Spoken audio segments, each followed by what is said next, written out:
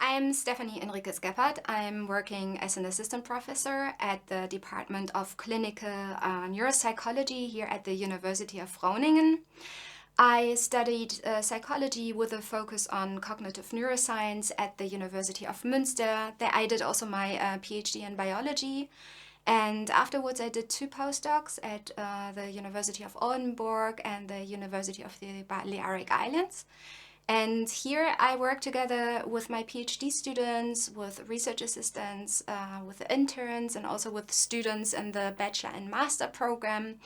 We are a very enthusiastic and international team currently from countries like Mexico, Italy, the Czech Republic, Slovakia, and of course the Netherlands. So we have 3 main goals. On the one hand, we want to advance the understanding of the neuroimplementation of certain cognitive aspects.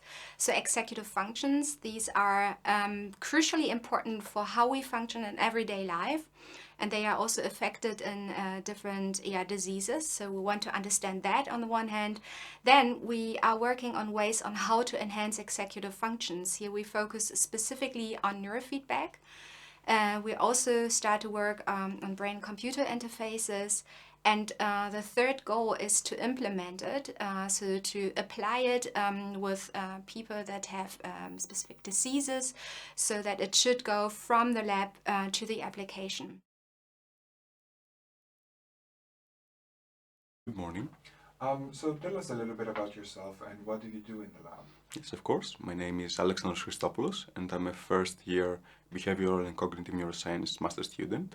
I have a bachelor in psychology and my main interests are in cognitive neuroscience, machine learning and signal processing. My name is Dida Smit and I'm a 4th-year PhD student in the Neuro-Ex-Funk Group. I'm Jamila de Koning and I am a master student in clinical neuropsychology. Yeah, my name is Jaroslav Krč. I came from the Czech Republic and currently I'm the PhD student in the lab. My name is Morten Lietz, I'm 26 years old and I work as a research assistant in the Neuro-Ex-Funk Group. What does your typical day look like? It's actually a really nice question. It really depends on what kind of day we have. For example, if we need to do some EEG recordings, I start by preparing all the necessary documents and material for the participants. And if I have to analyze, then it's a completely different day. Morten, what does your typical day look like when working in the lab? My typical day looks like me starting off in the morning together with Stephanie, setting up the lab, making sure everyone knows what they're supposed to be doing, maybe greet the few first participants who come in the morning, and then, throughout the day I'm available for any upcoming questions or difficulties. And at the end of the day, hopefully closing up the lab. Could you describe the methods that you use in the lab? Yes, of course. Primarily, we utilizing brain-computer interfaces, and then in order to acquire the necessary brain signal, we use electroencephalography, or EEG as known.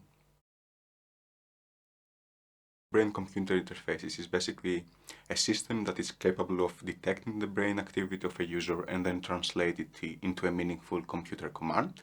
And EEG is basically the way that we extract this the brain relevant information. Thank you. And what are the benefits of these methods in your opinion? Well, in my opinion, brain-computer interfaces has a lot of potential in assisting others. So, for example, a person who has some limited ability to move can control a wheelchair, or it can be used, for example, in stroke rehabilitation. Lastly, could you tell us a little bit about how you process and analyze data when you collect it? Yes, of course. So we can basically divide it in 3 parts. Initially, we have the acquisition stage, where we extract the relevant brain information. Then we have the pre-processing, where we basically cleaning up, and then we have the machine learning part, where we actually train our classifiers to detect the specified information.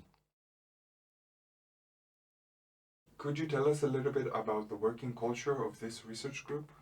Yeah, the group is actually quite unique within the RUG because normally students from different levels are supervised separately, for example in bachelor groups. Here, students from different levels come together and actually work together on overlapping projects. So it's all about executive functioning. And this is actually very interesting because it brings together all the skills and qualities from students with different backgrounds together. And yeah, that really benefits all the projects. Could you tell us a little bit about the working culture of this research group?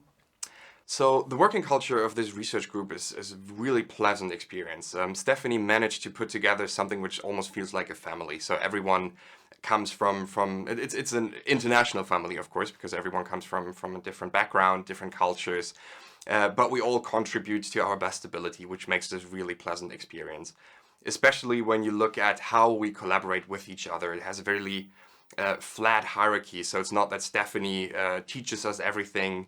It's more that we teach each other. And what made you join this lab? That's actually a great question. I'm really passionate about brain-computer interfaces since my first year in the psychology bachelor. I view it as a technology that holds a lot of promise to assist others, and Stephanie gave me the opportunity to actually work with such technology in a really early stage. Can you describe your PhD arrangement? Yeah, my PhD arrangement is a special kind of PhD that is called the sandwich PhD. It is like the setting looks like that the half of the time I spent at the University of Groningen and half of the time I spent on my home university back home. So how do you imagine the future of the line of research you are a part of? Well, executive functioning problems are very common in different disorders and also have a big influence on daily life. So therefore, treatment methods are really necessary. And unfortunately, the current methods available do not really transfer to daily life. And in this regard, EEG-based neurofeedback is super interesting because it directly targets the underlying brain network. And therefore, if it's possible to use neurofeedback for this purpose, it can have a really big effect on the patient's life. Nice. And do you think that it is possible to use neurofeedback for the general population? Well, if it's possible to improve executive functioning in patients, maybe it would also be possible to apply this to even further improve executive functioning in, for example, pilots or surgeons to even improve their functioning as well. And I hope that you had a good introduction to the work that we are doing in our Neuro-Ex-Funk group.